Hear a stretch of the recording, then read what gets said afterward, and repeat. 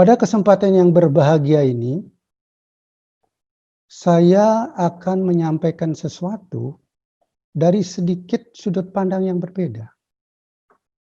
Saya ibaratkan sebagai pendaki gunung. Gunung itu bisa didaki dari segala arah yang berbeda. Dan bisa didaki oleh orang yang berbeda. Tapi semua paham betul bahwa dia ingin mencapai yang satu, yaitu puncak gunung yang sangat indah dan membahagiakan. Dan para pendaki gunung walaupun dia berbeda, dengan jalan yang berbeda, mereka tidak pernah saling mengganggu dan saling menggandoli. Bahkan mereka saling menghormati satu sama lain. Bahkan mereka saling mendukung supaya bersama-sama mencapai puncak gunung. Dan hebatnya lagi, sampai di puncak gunung mereka saling berpelukan. Bersama-sama menikmati keindahan dan menikmati kebahagiaan yang ada di puncak gunung. Sama-sama saling menancapkan bendera mereka masing-masing. Dan mereka bersama memekikkan kemenangan. Dari sikap pendaki gunung yang berbeda, dengan jalan yang berbeda itulah yang saya sebut sekarang toleransi yang tulus. Tanpa pamrih, tanpa batas. Terus Mas? Terus? Ya, toleransi yang tulus tanpa pamrih, tanpa batas itu akan tumbuh jika hati kita lembut dan jika pikiran kita arif dan bijaksana. Saya mencoba menyampaikan satu renungan. Mudah-mudahan kita bisa melembutkan hati kita. Tidak ada yang lebih indah dan lebih membahagiakan dari kehidupan yang rukun, damai, harmonis, adil dan sejahtera dalam perbedaan. Bagaimana kita mendapatkan mencapai itu semua? Untuk mencapai itu semua maka jagalah moral di hati. Dengan apa? Moral agama. Jagalah moral di hati. Karena ia akan berbuah pikiran yang arif dan bijaksana. Jagalah pikiran yang arif dan bijaksana.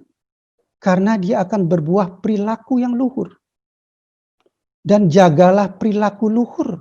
Karena dia akan berbuah budaya dan peradaban yang luhur. Dan jagalah budaya dan peradaban luhur. Karena ia akan berbuah toleransi, kerukunan, kedamaian, dan keharmonisan dalam perbedaan.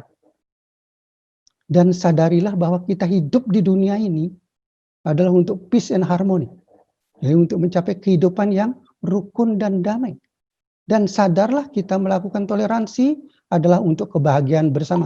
Be tolerant to happiness. Terus, nah saya ingin menyampaikan satu pesan luhur bagi umat Hindu ini, pesan luhur dari Maharshi Vyasa. Maharshi Vyasa ini adalah Maharshi yang sangat suci, yang dianggap nabi bagi umat Hindu. Satu pesan yang sangat luhur disampaikan oleh Maharshi Vyasa adalah agama adalah suatu kebenaran yang diwahyukan oleh Tuhan yang Maha Esa. Jadi Tuhan yang Maha Esa. Sebagai tuntunan jalan kehidupan rohani dan jasmani. Jadi tuntunan jalan kehidupan rohani dan jasmani manusia untuk pendakian moral dan spiritual. Jadi kita beragama untuk mencapai moral dan spiritual. Untuk apa? Untuk mencapai kehidupan yang rukun, damai, harmonis, adil dan sejahtera dalam perbedaan. Karena perbedaan itu adalah ciptaan Tuhan. Bagaimana kita mencapai itu ada dua hal yang disampaikan. Yang pertama adalah berbuat baik dan yang kedua tidak menyakiti. Dan berbuat baik dan tidak menyakiti itu adalah dharma atau kewajiban atau ibadah yang paling utama. Berbuat baik artinya kita berpikir, berbicara, dan berbuatlah baik kepada yang lain. Tidak hanya orang lain, pada alam dan semua isinya. Apakah yang lain itu berbeda suku, berbeda agama, berbeda apa? Berbeda warna kulit, kita berbuat baiklah. Dan jangan sekali-kali menyakiti yang lain dengan pikiran, perkataan, dan perbuatan. Klik, terus diklik. Nah, inilah bagi umat Hindu disebut toleransi yang tulus, tanpa pamrih, tanpa batas. Dan toleransi seperti itu dan kehidupan seperti itulah yang disebut oleh umat Hindu sebagai budaya dan peradaban Weda. Peradaban dengan hidup rukun, damai, harmonis, adil, dan sejahtera. Yang bagi umat Hindu dalam bahasa Sanskertanya disebut Moksardam Jagatita Yaca Iti Dharma. Terus saya ingin menyampaikan ini pesan luhur dari Mahatma Gandhi. Yang pertama, kita harus eling, ingat pada kebajikan, eling dan waspada kepada ada 7 dosa sosial yang biasa terjadi pada zaman modern ini. Yang pertama ini adalah 5 kebajikan, pengabdian kepada orang miskin, kepercayaan pada kekuatan kasih, semangat untuk berkorban. Di antara berkorban itu adalah bertoleransi. Kemudian kepercayaan kepada Tuhan dan kehidupan yang tulus penuh doa. Dan inilah buahnya adalah kemakmuran dan kesejahteraan dan ketentraman. Kemudian ada 7 dosa sosial yang biasa, yang sering dilakukan kalau sudah kehilangan terkikis moral dan spiritualnya. Kekayaan tanpa kerja, orang ingin kaya tanpa melakukan pekerjaan. Segala macam dilakukan. Kemudian kenikmatan tanpa nurani, ilmu pengetahuan tanpa kemanusiaan dan tanpa karakter, politik tanpa prinsip, bisnis tanpa moralitas, ibadah tanpa pengorbanan. Ini berbuah kecemasan, keresahan, konflik. Dan terus. Dan juga saya ingin juga menyampaikan beberapa pesan, ini pesan luhur dari Empu Tantular pada zaman Majapahit. Itu di dalam Kekawin Sutasoma yang dipakai sebagai sesanti bangsa kita sekarang. Yaitu Bhinneka Tunggal Ika Tanhana Dharma Mangrua. Dan ini meyakini bahwa kita hidup ini berbeda adalah ciptaan Tuhan. Tapi hidup kita adalah untuk mencari Tuhan. Tuhan itu tidak ada duanya. Tanhana Dharma Mangrua. Tuhan itu satu, tidak ada duanya. Jangan diperebutkan Tuhan itu. Tuhan itu satu, tidak ada duanya. Dan terus Mas klik. Ya klik. Ya ini salah satu, sudah balik ya. Ini dari Sumpah Palapa Gajah Mada. Ini saya petik beberapa kalimat yang sangat menarik. Di dalam pelantikan Gajah Mada mengatakan, Majapahit ke depan, aruslah Majapahit yang besar. Untuk menjadi Majapahit yang besar hanya ada 2 kata. Satu dan bersatu. Coba kita pikirin, kalau satu bersatu tanpa toleransi tidak akan mungkin bisa. Jadi satu dan bersatu. Semua elemen bangsa berbeda dalam apapun dia, harus satu dan bersatu untuk kebesaran Majapahit. Ke depan kita harus bekerja lebih keras untuk tercapainya Majapahit yang besar. Dan untuk tercapainya Majapahit yang besar, aku bersumpah untuk rela berkorban. Ini dia rela berkorban. Sekarang kita bertanya pada masa sekarang ini, sampai di mana orang mampu rela berkorban secara tulus. Hidup sederhana, tanpa berpoya-poya, dan berpuasa tanpa batas, sampai tercapainya Majapahit yang besar. Terus, dan ini juga renungan dari Rabindranath Tagore, itu sangat menarik dikatakan, alam semesta ini diciptakan oleh Tuhan Yang Maha Esa sebagai panggung kehidupan umat manusia yang penuh kasih sayang, penuh ulas asih dengan toleransi tanpa batas. Alam semesta diciptakan untuk menjadi saksi kehidupan manusia yang penuh ulas asih dan beradab dengan toleransi yang tulus tanpa batas. Terus, nah bagaimana peran tadi, karena agama itu adalah pendakian moral untuk menghasilkan moral dan spiritual kita, kebajikan kita di hati. Karena moral agama itu akan berbuah filsafat yang luhur untuk kehidupan. Filsafat yang luhur akan berbuah etika, tata susila luhur, adat istiadat yang luhur. Dan kemudian etika dan tata susila yang luhur itulah akan berbuah karakter yang luhur. Karakter yang luhur yang penuh toleransi, tanpa pamrih, tanpa batas. Dan inilah akan berbuah budaya dan peradaban yang luhur. Kehidupan yang rukun, damai, harmonis, penuh toleransi, kapanpun dan dimanapun. Terus, nah ini di dalam Weda, dalam sastra Hindu, itu dikatakan bagaimana menuntun etika, tata susila yang dilandasi moralitas yang luhur. Saya ambil hanya 11 saja. Orang selalu yang pertama harus santun dan juga teguh menegakkan kebenaran dan kejujuran. Dan mungkin sekarang kejujuran itu sulit kita cari. Yang kedua, itu kita harus selalu hidup tanpa kekerasan dan dengan kebajikan, dengan kemurahan hati, dengan keluhuran budi, dan selalu bisa membina hubungan yang serasi dan harmonis, dan mementingkan persatuan dan kesucian hati, selalu menjaga kerukunan dan kedamaian, ramah dan santun, dan arif dan bijaksana. Inilah berbuah toleransi yang tulus, tanpa pamrih, tanpa batas, dan penuh adab.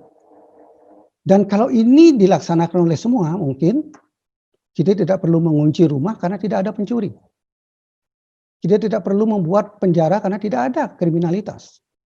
Saya teringat waktu saya kecil di desa di Bali, pada saat itu kita ada yang mengunci rumah, sepeda ditaruh di depan, tidak ada, berminggu-minggu tidak ada yang hilang.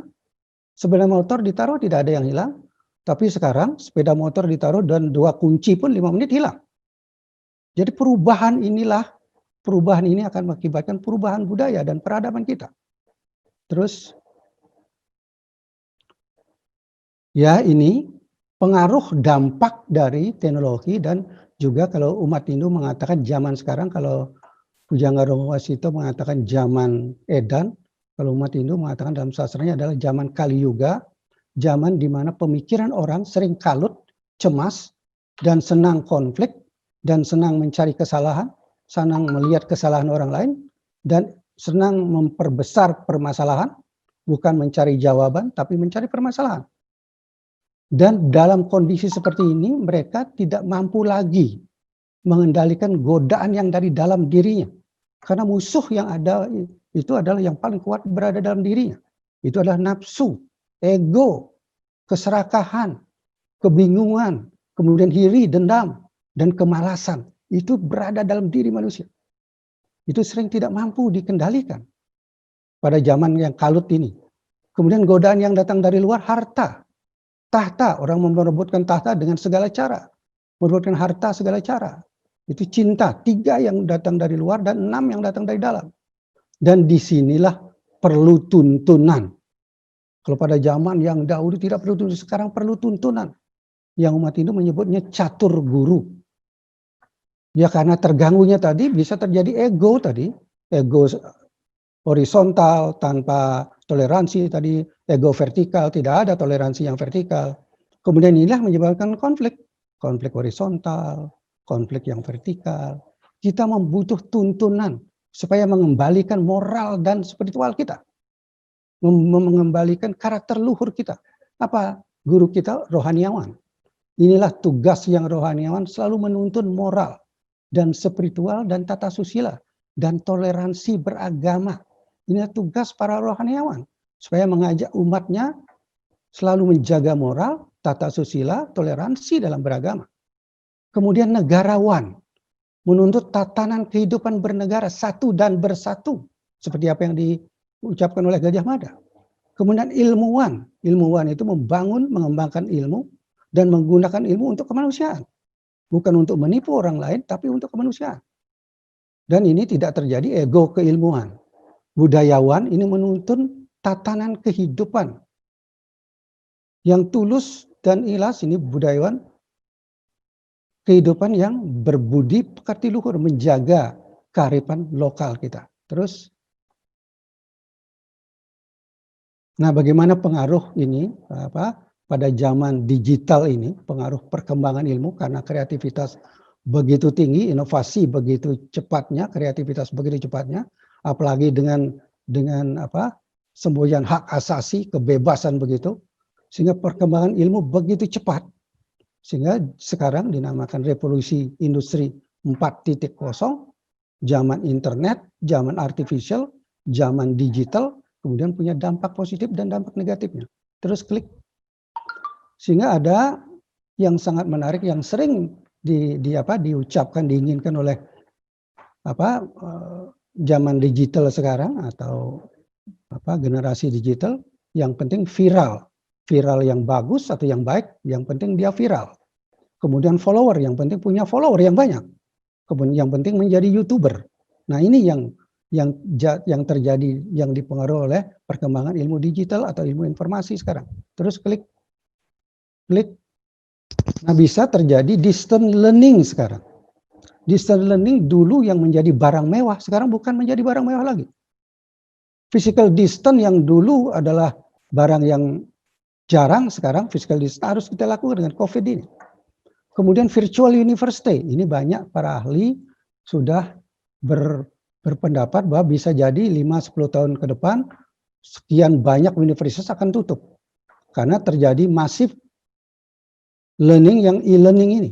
Kemudian kita orang Indonesia bisa belajar ilmu dari profesor dari Amerika. Kita bisa belajar ilmu dari profesor Jepang. Kita belajar ilmu lewat e-learning, belajar di Jerman. Kemudian ada yang mensertifikasi karena ke depan tidak lagi membutuhkan level strata, tapi membutuhkan kompetensi. Kemudian bisa ada virtual office, tidak perlu ada office. Distant wedding pun juga bisa terjadi. Dia orang Amerika, satunya di Amerika, satunya di Indonesia, bisa melakukan wedding di sana, kemudian ketemu. Bisa terjadi hal-hal seperti itu. Dan berikutnya ini soal hal yang informasi bisa tak terkendali. Informasi jelek, informasi baik tidak terkendali, sulit terkendali. Ini terjadi gejolak sosial, gejolak politik, intoleransi akan terjadi, pergeseran tata nilai, gejolak ekonomi, dan perubahan keterampilan. Ini bisa dibayangkan kalau misalnya di dalam kendaraan begitu saja, kendaraan kemudian berubah dari kendaraan mesin ke kendaraan listrik. Semua orang-orang bengkel permesinan akan hilang. Jadi keterampilan tentang permesin tidak akan hilang. UKM-UKM yang menjual komponen-komponen mesin itu akan hilang. Itu akan terjadi pada dampak negatifnya. Ini kita harus persiapkan untuk hal seperti itu. Terus, nah sekarang bagaimana secara Indo ini mengendalikan semua ini, menjaga nilai-nilai luhur, tapi tetap adaptif terhadap perubahan. Karena kita kok balik Mas? Adaptif terhadap perubahan. Karena tidak ada yang tetap hanya perubahan. Bagaimana kita menjaga di dalam agama Hindu, ada kerangkanya agama Hindu. Yang pertama disebut tattwa atau filsafat atau serada. Inilah yang menjaga nilai-nilai luhur ini. Nilai luhur itu tetap dijaga. Kemudian etika tata susila itu bisa berubah sesuai dengan kemajuan. Bisa adaptif terhadap kemajuan. Budaya adaptif terhadap kemajuan, tapi nilai-nilai luhur ini masih tetap. Dan kita itulah karakter luhur yang dikatakan, karakter luhur umat Hindu bisa menjaga nilai-nilai luhur dan bisa adaptif terhadap perubahan. Kemudian itulah bisa mengendalikan diri dia dan bisa mengatasi perubahan. Satu nilai-nilai luhur yang sangat penting, ini adalah yang pertama, yaitu Trikaya Parisuddha. Tri itu 3. Trikaya Parisuddha adalah pikiran kita harus selalu benar dalam nilai-nilai luhur, perkataan kita selalu benar dengan nilai-nilai luhur, kemudian perbuatan kita selalu benar. Jadi satunya pikiran, perkataan, dan perbuatan dalam kebenaran, dalam nilai-nilai luhur. Tatwa Masi kapanpun, pada kondisi apapun, apakah dia industri 4.0 atau revolusi industri 5.0 nantinya, tetap kita sadar bahwa kita, kau dan aku adalah sama. Karena sama-sama ciptaan Tuhan Yang Maha Esa. Wasudhaiwa Kutumbhakan, kapanpun kita adalah bersaudara. Dan Bhinneka Tunggal Ika Tanhana Dharma, kita berbeda, tapi kita satu. Dan itulah kebudayaan. Dimanapun, kapanpun, zaman digital, zaman apa saja nanti, Kebudayaan harus dengan peradaban yang luhur. Hidup rukun, damai, adil dan sejahtera dalam perbedaan. Terus ini sudah dijelaskan tadi, terus saja. Nah, ini salah satu yang menarik, ini John C. Maxwell ini adalah sangat terkenal ini, mengatakan bagaimana untuk mencapai sukses. Sukses itu the best, the star, the winner, dan the leader. Bagi generasi berikutnya apapun gitu ya.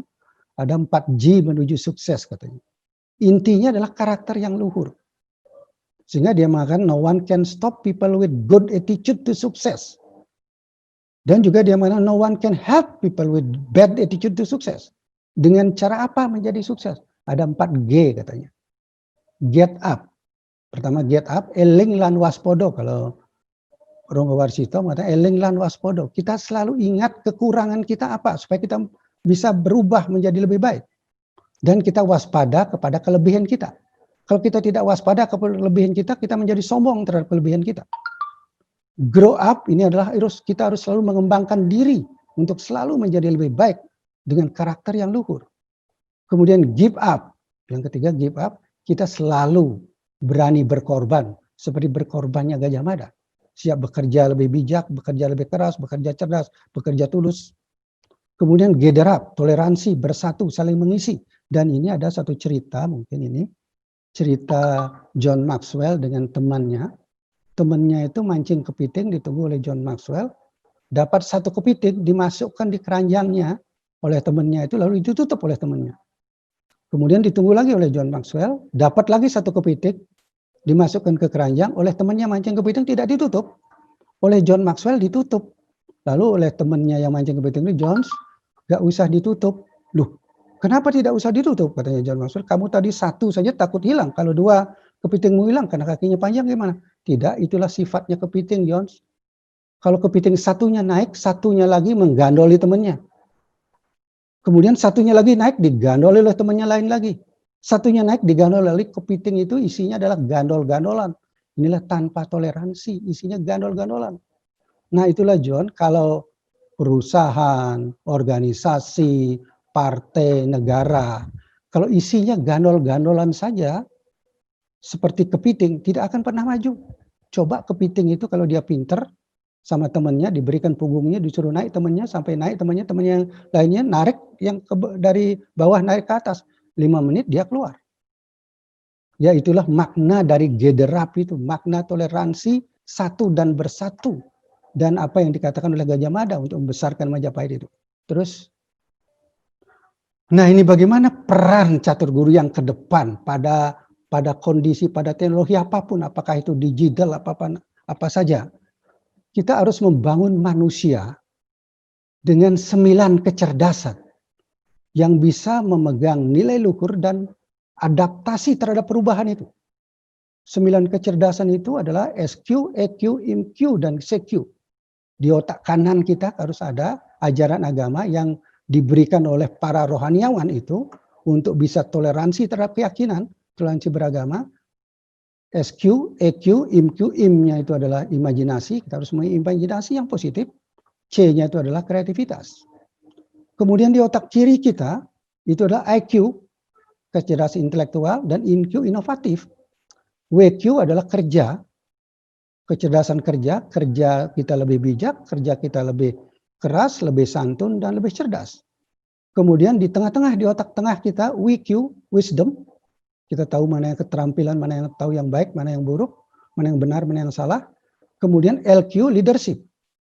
Dan dari 4 SQ, EQ, dan IQ, SQ itulah keluar filsafat tentang ketuhanan. Kita paham tentang ketuhanan, tadi dikatakan Pak Qurais, kita rasakan ketuhanan. Tuhan tidak bisa bayangkan dengan pikiran, tapi dengan rasa.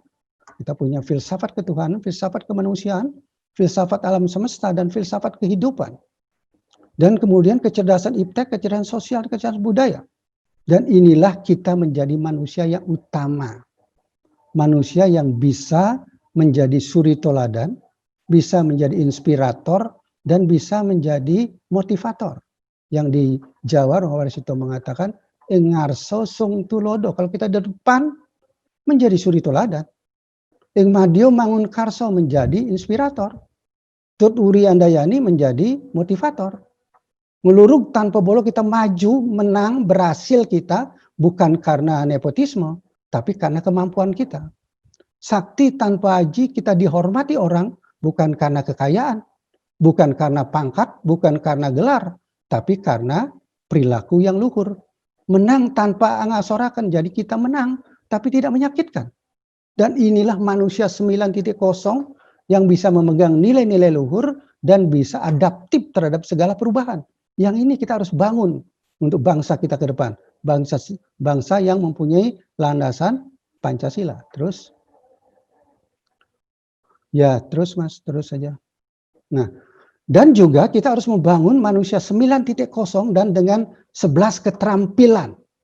Jadi manusia dengan 9 kecerdasan, dengan manusia dengan 11 keterampilan. Keterampilan yang paling utama adalah terampil mengendalikan pikiran. Jadi pikirannya pun sudah toleran. Kalau di pikirannya tidak toleransi, tidak arif dan bijaksana, tidak akan ada toleransi. Jadi ada toleransi pikiran, dia harus mampu mengendalikan pikiran. Dan juga mampu mengendalikan indrianya, indera sensoriknya. Atau disebut panca budindriya. Kalau di Indo disebut panca budindriya. Mata, hidung, telinga, lidah, kulit. Dan ini adalah toleransi dalam ucapan. Kemudian kita mampu mengendalikan panca karmendriya. Inilah indria motorik kita. Mulut, tangan, kaki, alat kelamin, dan tubuh.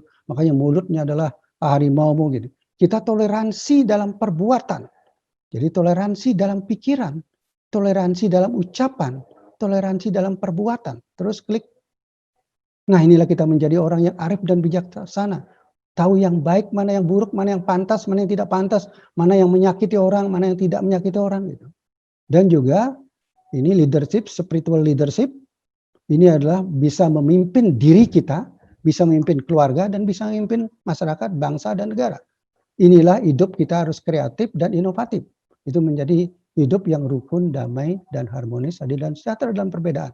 Terus, nah juga kita paham betul bahwa ini tadi filsafat manusia. Manusia bagi orang Hindu itu adalah manusia, ada rohnya, roh yang paling dalam. Itu orang Hindu menyebutnya Atman. Kemudian badan halus, itu ada 3 unsurnya, budi, pikiran, dan ego. Badan kasar, badan, dan indria. Kemudian kalau manusia dipimpin oleh budi, pikiran kita dipimpin oleh budi, sehingga ini adalah disimpulkan oleh kereta ini. Kalau kusirnya itu adalah simbolnya budi. Tali-tali kuda ini adalah pikiran. Kemudian kudanya adalah indrianya. Kemudian keretanya adalah badannya. Yang memiliki kereta itu adalah atmanya. Kalau kereta dipimpin oleh atau kusirnya adalah budi, perjalanannya dia berjalan di jalan kebenaran untuk membentuk peradaban dan budaya luhur. Menjadi manusia yang berbudi pekerti luhur, toleransi tulus tanpa batas. Itulah kereta, kalau dia dikusiri oleh budi, di kita manusia, yang dikusiri, dikendalikan pikiran kita oleh hati nurani, kita akan menjadi manusia yang budi pekerti luhur. Kalau dikendalikan oleh ego, kita akan menjadi manusia yang egois. Terus Mas. Nah ini sama dengan 11 kereta ini simbolnya manusia juga dengan 11 ini simbolnya kereta. Dua roda artinya roda kiri, kita harus mampu mengendalikan musuh yang ada dalam diri kita. Roda kanan, kita harus bisa mengendalikan musuh yang ada di luar diri kita. Seperti tadi adalah harta, tahta, dan cinta tadi itu. Kemudian kuda, 4 kuda tadi, kita harus kuat dan berani, yang kuda yang pertama. Kemudian yang kedua adalah mengendalikan diri. Kuda yang ketiga adalah arif dan bijaksana. Kuda yang berikutnya, yang keempat adalah budi pekerti luhur dan toleransi. Dan tali pengikat di kereta itu adalah harus jujur dan manfaat. Pemaaf, itu yang pertama. Yang kedua, murah hati dan dermawan. Kemudian yang ketiga, berpikir positif dan visioner. Kemudian ada bendera, 2 bendera. Bendera kiri kita harus selalu santun membawa kebenaran. Bendera kanan harus selalu teguh menegakkan kebenaran. Terus, nah inilah sebagai para negarawan harus memegang supaya toleransinya tulus tanpa batas. Leadershipnya harus spiritual leadership. Pemikiran kepemimpinan yang tanpa pamrih, arif bijaksana mengantar warga bangsa untuk menuju kehidupan yang rukun, damai, adil, sejahtera dalam perbedaan. Karena kita bangsa Indonesia berbeda, banyak sekali perbedaannya. Untuk itu dinamakan adalah kepemimpinan Astabrata. Kita harus meniru sifat-sifat alam. Sifat-sifat alam yang betul-betul tulus toleransinya. Matahari tidak pernah mengeluh. Tidak pernah berhenti untuk bersinar. Makanya kita harus meniru sifat-sifat alam yang betul-betul tulus toleransi tanpa batas. Meniru sifat surya, meniru sifat bulan, meniru sifat angin, meniru sifat bumi, meniru sifat laut, meniru sifat api, meniru sifat penjaga neraka, sifat penjaga surga. Dan semua ini adalah harus dipegang sebagai spiritual leadership oleh para bangsawan sebagai catur guru tadi. Para negarawan sebagai catur guru tadi. Terus, nah rohaniawan inilah, rohaniawan harus membangun toleransi beragama. Ini tugasnya rohaniawan. Karena makin dalam kita memahami ilmu agama, kita seharusnya makin lembut hati kita. Dan makin arif dan bijaksana kita. Dan makin toleransi kita. Begitu juga ilmuwan tidak boleh menjadi ego keilmuan. Kita harus menggunakan ilmu kita untuk membangun kemanusiaan, membangun bangsa menjadi bangsa yang maju. Terus, nah inilah kita sebagai manusia, ini yang terakhir. Sebagai manusia, kita manusia yang beragama dan bernegara, kita harus berbakti kepada agama kita dengan memegang nilai-nilai luhur. Kita berbakti kepada negara. Ini ada dalam kehidupan Jawa mengatakan untuk mencapai kebahagiaan ada 9 kunci hidup bahagia. Tidak membenci. Karena kebencian itulah akan mengakibatkan permusuhan. Tidak mengeluh. Dan harus selalu berprasangka baik. Dan kita selalu rendah hati. Dan kita harus mudah memanfaatkan. Kita selalu bisa menghindari permusuhan. Kita bisa selalu bersedekah, menolong orang-orang yang membutuhkan. Kemudian selalu tersenyum. Dan tidak dengki dan tidak iri hati. Maka itu kalau kita beragama, beragamalah kita dengan baik. Karena makin baik kita beragama, kita akan makin tinggi moral dan kebajikan kita. Kita akan makin arif dan bijaksana. Dan kita akan menjadi makin tolerans. Kemudian bernegara dan berbangsalah kita dengan baik. Kita tidak seperti kepitingnya John Maxwell. Kita harus satu dan bersatu seperti apa yang diharapkan oleh Sumpah Palapanya Gajah Mada. Kita berilmunya dengan baik. Ilmu kita gunakan untuk masyarakat, untuk kebaikan masyarakat, untuk kecerdasan bangsa, dan untuk kemajuan bangsa. Dan juga berbudayalah kita untuk menjaga kearifan nilai-nilai luhur budaya kita. Kalau ini semua kita lakukan, kita yang berbeda ini, kita satu dan bersatu, toleransi, maka NKRI ini pasti menjadi NKRI yang besar.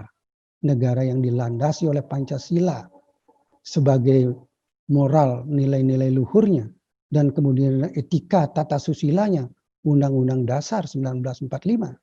Dan dengan sesantinya Bhinneka Tunggal Ika. Terus yang terakhir Mas. Nah semoga pikiran yang arif dan bijaksana dan toleransi tulus tanpa batas datang dari segala arah.